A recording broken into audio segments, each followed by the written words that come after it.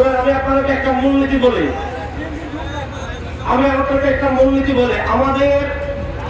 আমরা যখন লড়াই করবো আধিপত্যবাদী শক্তির বিরুদ্ধে, তখন আমরা সব মুসলমান তাওহীদ এবং রিসালাতে বিশ্বাসী, আমরা সবাই এক।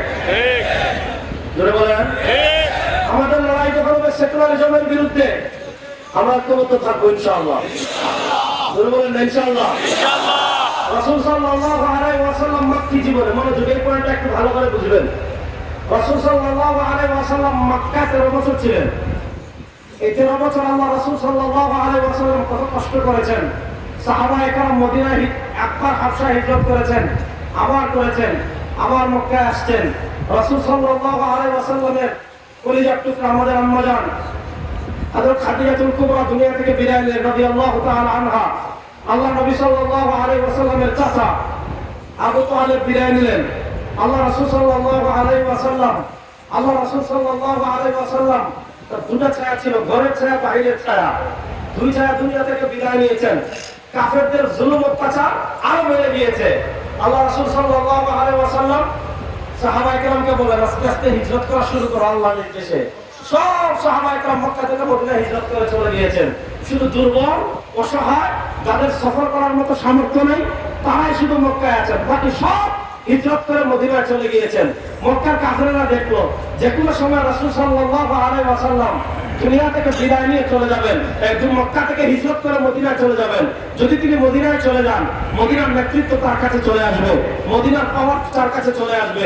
আর রাসূল সাল্লাল্লাহু আলাইহি ওয়াসাল্লামের যে চরিত্র, তার যে আদর্শ, তার যে দাওয়াত, তার যে কালেমা, তার যে ইসলাম, এটা মদিনায় গেলে মুহূর্তের ভিতর সমুদ্রের ঢেউয়ের মতো সারা দুনিয়া ছড়িয়ে পড়বে। তখন আমাদের মূর্তি পূজা আর চলবে না, আমাদের লাতের পূজা আর চলবে না, মানাতের পূজা আর চলবে না, হুমানের পূজা আর চলবে না, উজ্জার পূজা আর চলবে না, আবু জাহেলের আইন আর চলবে না, মুগীরার আইন আর চলবে না, মুগীরার আইন, শোবার আইন আর চলবে, সাহেবার আইন আর চলবে না, উমাইয়া ইবনে খালাফের আইন চলবে না। তারা জানে সরওয়ারে দো আলম যদি মদিনায় চলে যান, মদিনার থেকে মক্কায় ইসলাম আসবে, মক্কায় আর ভূতের আইন চলবে না, আবু জাহেলের আইন চলবে না, মক্কা পরিচালিত হবে আল্লাহর আইনে। তখন তারা সিদ্ধান্ত নিয়েছে সরওয়ারে দো আলম সাল্লাল্লাহু আলাইহি ওয়াসাল্লামকে হত্যা করে দুনিয়া থেকে বিদায় করে দিল। তার ঘর যখন ঘেরাও করে ফেলেছে, আমি সংক্ষেপে বলছি, তার ঘর যখন ঘেরাও করে ফেলেছে, আল্লাহ তাআলা রাসূল কারীম সাল্লাল্লাহু আলাইহি ওয়াসাল্লামকে মক্কা থেকে মদিনায় হিজরতের অনুমতি দিয়েছেন। রাসূল সাল্লাল্লাহু আলাইহি ওয়াসাল্লাম যখন মক্কা থেকে মদিনায় হিজরত করা শুরু করেছেন, আল্লাহর কাছে তিনটা দোয়া করেছেন। দোয়া নম্বর 1, রব্বি আদখিলনি মুদখালা সিদক, আল্লাহ আমাকে মদিনায় শান্তি এবং নিরাপত্তার সাথে প্রবেশ করান। 2 নম্বর দোয়া করেছেন, ওয়া আখরিজনি মুখরাজা সিদক, আল্লাহ আমাকে মক্কা থেকে শান্তি এবং নিরাপত্তার সাথে বের করেন। 3 নম্বর দোয়া করেছেন, ওয়াজআলনি মিন লাদুনকা সুলতানান নাসীরা, ওয়াজআলনি মিন লাদুনকা সুলতানান নাসীরা, আল্লাহ আমি যখন মদিনায় যাব, মদিনায় যাওয়ার পর আপনার পক্ষ থেকে সাহায্যকারী ভূখণ্ড, আপনার পক্ষ থেকে সাহায্যকারী ক্ষমতা, আপনার পক্ষ থেকে সাহায্যকারী পাওয়ার আমাকে দান করবেন। প্রশ্ন হলো, আল্লাহ রাসূল সাল্লাল্লাহু আলাইহি ওয়াসাল্লাম ভূখণ্ডের দোয়া কেন করলেন? আল্লাহ রাসূল সাল্লাল্লাহু আলাইহি ওয়াসাল্লাম পাওয়ারের দোয়া কেন করলেন? আল্লাহ রাসূল সাল্লাল্লাহু আলাইহি ওয়াসাল্লাম ভূখণ্ডের ক্ষমতা পাওয়ারের দোয়া কেন করলেন? তাফসীরে ইবনে কাসিরে এসেছে, তাফসীরে ইবনে জারীর তাবারিতে এসেছে, হযরত মাকহুল থেকে এসেছে, কাতাদা থেকে এসেছে। তিনি বলেছেন, লিইকামাতি দীনিল্লাহ ওয়া লিইকামাতি ফারাইদিল্লাহ ওয়া লিইকামাতি হুদুদিল্লাহ। আল্লাহ রাসূল সাল্লাল্লাহু আলাইহি ওয়াসাল্লাম মক্কায় 13 বছর ছিলেন, তিনি মক্কায় পূর্ণাঙ্গ দ্বীন বাস্তবায়ন করতে পারেন নাই। ইসলামের সকল ফরজ বিধানাবলী তিনি মক্কায় বাস্তবায়ন করতে পারেন নাই। ইসলামী দণ্ডবিধি তিনি মক্কায় বাস্তবায়ন করতে পারেন নাই। কেন আল্লাহ রাসূল সাল্লাল্লাহু আলাইহি ওয়াসাল্লাম মক্কার পূর্ণাঙ্গ দ্বীন বাস্তবায়ন করতে পারেন নাই? কেন আল্লাহ রাসূল সাল্লাল্লাহু আলাইহি ওয়াসাল্লাম মক্কার সকল ফরজ বিধানাবলী বাস্তবায়ন করতে পারেন নাই? কেন আল্লাহ রাসূল সাল্লাল্লাহু আলাইহি ওয়াসাল্লাম মক্কা ইসলামী দণ্ডবিধি বাস্তবায়ন করতে পারেন নাই? কারণ মক্কার পাওয়ার ছিল আবু জাহেলের কাছে, মক্কার ভূখণ্ডের মালিকানা ছিল উতবার কাছে, শায়বার কাছে, মুগীরার কাছে, উমাইয়া ইবনে খালাফের কাছে।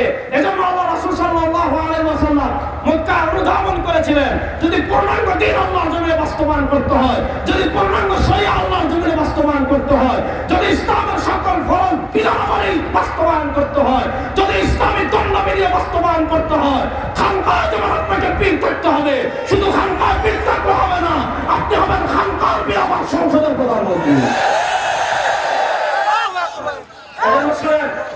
আল্লাহ রাসূল সাল্লাল্লাহু আলাইহি ওয়াসাল্লাম মনোযোগ করে স্লোগান দেবেন, স্লোগান আল্লাহ আসতেছে ইনশাআল্লাহ। আগে কথা যেটা বলতেছি ভালো করে শুনেন। আল্লাহ রাসূল সাল্লাল্লাহু আলাইহি ওয়াসাল্লাম মদিনায় গেলেন। দশম হিজরিতে আল্লাহ আয়াত নাযিল করলেন, আল-ইয়াওমা আকমালতু লাকুম দীনাকুম ওয়া আতমামতু আলাইকুম নি'মাতি ওয়া রাদিতু লাকুমুল ইসলামা দীনা। আমার ইসলাম পরিপূর্ণ, দ্বীন পরিপূর্ণ, শরিয়া পরিপূর্ণ। মনোযোগ তাওয়াজ্জু রাখবেন। আল্লাহ তাআলা এই আয়াত কখন নাযিল করেছেন? আল্লাহ দ্বীন পরিপূর্ণ হওয়ার বিধান কখন নাযিল করেছেন? আপনি দেখবেন যখন মদিনার ঘর চলে কোরআন অনুযায়ী, যখন মদিনার সমাজ চলে কোরআন অনুযায়ী, যখন মদিনার অর্থনীতি চলে কোরআন অনুযায়ী, যখন মদিনার বিচার চলে কোরআন অনুযায়ী, যখন মদিনার সালিস হয় কোরআন অনুযায়ী, যখন মদিনার রাষ্ট্র চলে কোরআন সুন্নাহ অনুযায়ী, যখন মদিনার ঘর কোরআন সুন্নাহ অনুযায়ী, মদিনার পরিবার কোরআন সুন্নাহ অনুযায়ী, মদিনার সমাজ কোরআন সুন্নাহ অনুযায়ী, মদিনার মসজিদ কোরআন সুন্নাহ অনুযায়ী, মদিনার অর্থনীতি কোরআন সুন্নাহ অনুযায়ী, মদিনার বিচার ব্যবস্থা কোরআন সুন্নাহ অনুযায়ী, মদিনার রাষ্ট্র চলে কোরআন সুন্নাহ অনুযায়ী। যখন ঘর থেকে নিয়ে রাষ্ট্র পর্যন্ত সব কিছু কোরআন এবং সুন্নাহ দ্বারা পরিচালিত হয়, আল্লাহ আয়াত নাযিল করলেন, আল-ইয়াওমা আকমালতু লাকুম দীনাকুম, আজ দ্বীন তোমাদের জন্য পরিপূর্ণ করে দিয়েছি। তাহলে বোঝা গেল ইসলাম যেমন ঘরে থাকবে, মনোযোগ, ইসলাম যেমন ঘরে থাকবে, মনোযোগ, রাষ্ট্রে ইসলামের প্রয়োজন আছে না নাই? রাষ্ট্রে ইসলামের প্রয়োজন আছে না নাই? অর্থনীতিতে ইসলামের প্রয়োজন আছে না নাই? বিচার ব্যবস্থা ইসলামের প্রয়োজন আছে না নাই? সংবিধানে ইসলামের প্রয়োজন আছে না নাই? সংসদে ইসলামের প্রয়োজন আছে না নাই? এরপরে ইসলামের একটা ভিন্ন ক্যাটাগরি ছিল 1400 বছরে। 1924 সালে উসমানী খিলাফতের পতন হলো। উসমানী খিলাফতের পতন যখন পৃথিবীতে হয়েছে, এর আগ পিছ আপনি যদি পৃথিবীর ইতিহাস দেখেন, আপনি যদি ভারত উপমহাদেশ দেখেন, 1803 সাল থেকে এখানে উপনিবেশবাদ হয়েছিল ইংরেজ, ব্রিটিশ আমাদেরকে দখল করে। 1803 সাল থেকে 1947 সাল পর্যন্ত আনুষ্ঠানিকভাবে উপমহাদেশের রাষ্ট্র ক্ষমতায় ছিল ব্রিটিশ। আরো আগ থেকে সিপাহী বিপ্লবের পর থেকেই মূলত ক্ষমতা ব্রিটিশের কাছে চলে গিয়েছিল। মুঘল সম্প্রদান যারা ছিল এরা নামে মাত্র বাদশা ছিল, কিন্তু পরিপূর্ণভাবে ক্ষমতা নিয়েছে 1803 সালে। 1803 সাল থেকে নিয়ে 1947 সাল পর্যন্ত আমরা এই উপমহাদেশে কি দেখেছি? ব্রিটিশের গোলামীতে ব্রিটিশের শাসন দেখেছি। ইসলাম বিদায় নিয়েছে 1924 সালে। আমরা দেখেছি তুরস্ক থেকে উসমানী খিলাফতের বিদায় হয়েছে, তুরস্কে ধর্ম নিরপেক্ষতা এসেছে। 1950-এ আমরা মিশরে দেখেছি জামাল আব্দুল নাসেরের মাধ্যমে ইসলামকে সরিয়ে আরবি জাতীয়তাবাদ তারা প্রবর্তন করেছে। আমরা 1957-তে দেখেছি আমাদের হাবিবুর রহমানের মাধ্যমে তিউনিসিয়া তার ধর্ম নিরপেক্ষতা প্রতিষ্ঠিত করেছে। আর 1972 সালে আমরা দেখেছি বাংলাদেশে 72-এর সংবিধানের নামে ওই ভারতের দালালরা আমাদের উপর ধর্ম নিরপেক্ষতা চাপিয়ে দিয়েছিল। গত শতাব্দীতে সারা দুনিয়ার মুসলমানদের ইসলামকে তারা তাদের মতো একটা ইসলাম শিখিয়েছে। কেমন আমি আপনাদেরকে একটু বুঝাই। আমাদের বাংলাদেশে দেখবেন মুসলিম পারিবারিক আইন আছে, খুব ভালো করে কয়েকটা বুঝবেন। মুসলিম পারিবারিক আইন মানে কি? আপনি বিয়ে করবেন ইসলাম অনুযায়ী, আপনি তালাক দিবেন ইসলাম অনুযায়ী, আপনি বিবাহ বিচ্ছেদ করবেন ইসলাম অনুযায়ী, আপনি ওয়াকফ করবেন ইসলাম অনুযায়ী, তারপরে আপনি ত্যায্য সম্পত্তি ভাগ করবেন ইসলাম অনুযায়ী। এগুলা সব পারিবারিক আইনে আছে। গুড। আপনি বিয়ে করবেন ইসলাম অনুযায়ী, খুবই ভালো কথা। আপনি তালাক দিবেন ইসলাম অনুযায়ী, খুবই ভালো কথা। আপনি ত্যায্য সম্পত্তি বন্টন করবেন ইসলাম অনুযায়ী, খুবই ভালো কথা। আপনি ওয়াকফ করবেন ইসলাম অনুযায়ী, খুবই ভালো কথা। এবার আমি আপনাদের কাছে জানতে চাই, বিয়ে কেমনে করবেন এটা যেমন ইসলামে আছে, তালাক কেমনে দিবেন এটাও যেমন ইসলামে আছে, বিবাহ বিচ্ছেদ কেমনে করবেন এটাও যেমন ইসলামে আছে, ওয়াকফ কেমনে করবেন এটাও যেমন ইসলামে আছে, ত্যায্য সম্পত্তি বন্টন কেমনে করবেন এটাও যেমন ইসলামে আছে, রাষ্ট্র কেমনে চলবে ইসলামে আছে না? সবাই জুড়ে বলেন, রাষ্ট্র কেমনে চলবে ইসলামে আছে না? বিচার কেমনে হবে ইসলামে আছে না? সংবিধান কেমনে হবে ইসলামে আছে না? সংসদ কেমনে চলবে ইসলামে আছে না? আমাদেরকে তারা এই জায়গায় ধোঁকা দিয়েছে। কোন জায়গায়? তারা আমাদেরকে শিখিয়েছে ইসলাম থাকবে বিয়েতে, তারা আমাদেরকে শিখিয়েছে ইসলাম থাকবে তালাকে, তারা আমাদেরকে শিখিয়েছে ইসলাম থাকবে ত্যায্য সম্পত্তিতে, তারা আমাদেরকে শিখিয়েছে ইসলাম থাকবে ওয়াকফে।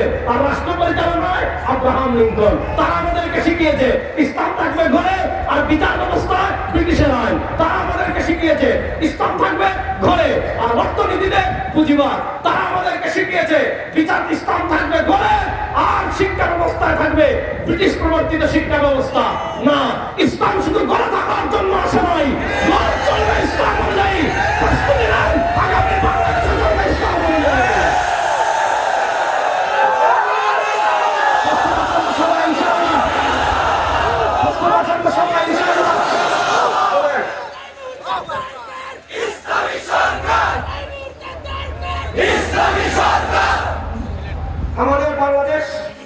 19